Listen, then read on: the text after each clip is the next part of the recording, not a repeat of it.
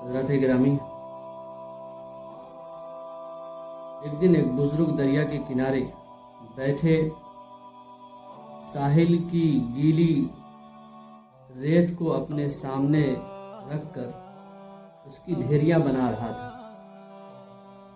اور خلیفہ ہارون رشید عباسی کی ملکہ زبیدہ نے محل سے اس منظر کو بڑے انہماک کے ساتھ دیکھ رہی تھی کہ یہ کیا کام کر رہا ہے۔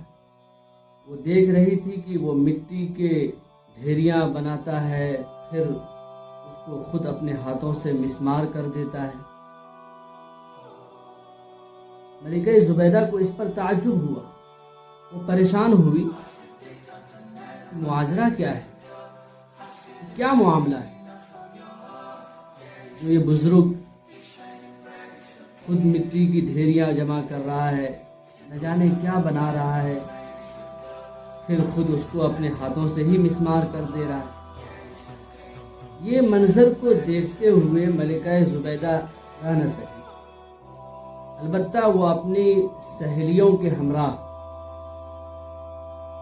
اس بزرگ کے پاس پہنچتی ہے، جہاں وہ بزرگ دریا کے کنارے ریت کو جمع کرتا اور پھر اپنے ہاتھوں سے وہ محل تیار کرتا، محل نما گھر تیار کرتا۔ وہاں پہنچی اور ملکہ زبیدہ نے اس بزرگ سے سوال کیا، تم یہ کیا کام کر رہے ہو؟ اس بزرگ نے ادائے بے نیازی سے کہا کہ میں جنت کے محل بنا رہا ہوں۔ یہ جواب سن کر ملکہ زبیدہ تعجب میں پڑ گئی۔ ملکہ زبیدہ نے اس بزرگ سے کہا کہ یہ جنت اس کو میرے ہاتھوں بیچو گے؟ اس نے کہا ہاں کیوں نہیں۔ ملکہ زبیدہ نے کہا کہ تو بتاؤ اس کی کیا قیمت ہے؟ اس بزرگ نے کہا کہ اس کے صرف 100 دینار قیمت ہے۔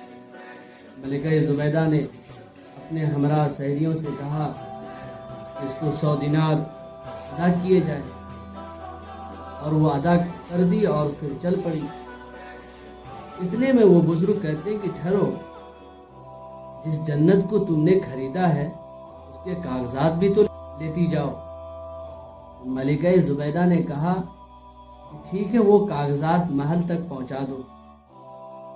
بہرحال وہ بزرگ دینار لینے کے بعد کھڑے ہوتے ہیں اور اپنے پھٹے پرانے کپڑے کے جیب میں ڈال کر پھر پریشان زدہ لوگوں کی تلاش میں نکل جاتے ہیں۔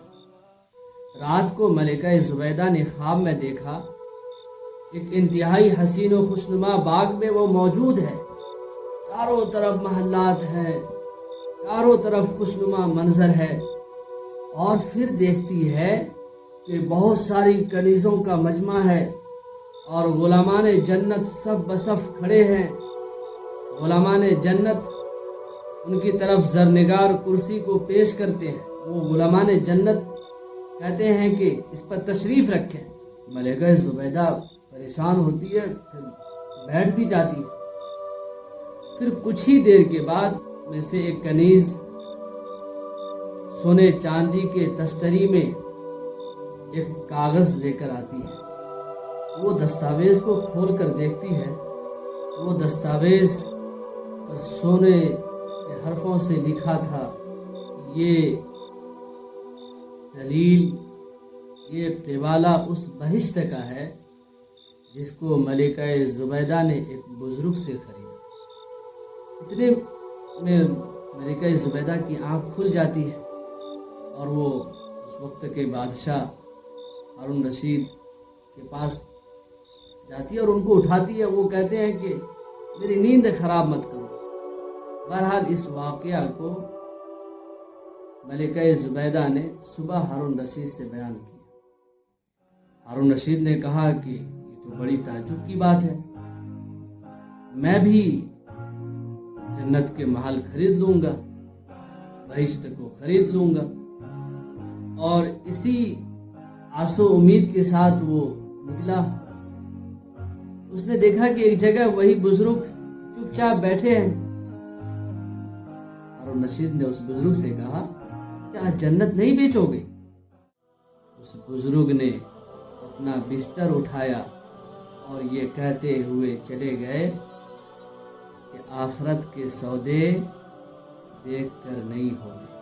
آخرت کے سودے، جنت کی خریداری، بہشت کی خریداری، عیش و آرام کی جگہ کی خریداری دیکھ کر نہیں کیے جاتے۔ میرے بھائیوں، یہ تو آپ کو ایک واقعہ سنایا، لیکن اس کے اندر بہت گہری بات ہے۔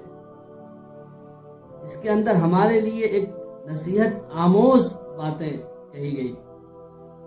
بہت گہری بات ہے کہ آخرت کے سودے دیکھ کر نہیں ہوتے۔ ابھی بن دیکھے آخرت کو سنوارنے والے اعمال کر لیں، تاکہ آخرت میں دیکھ کر پھر حسرت و ندامت سے دوچار نہ ہونا پڑے۔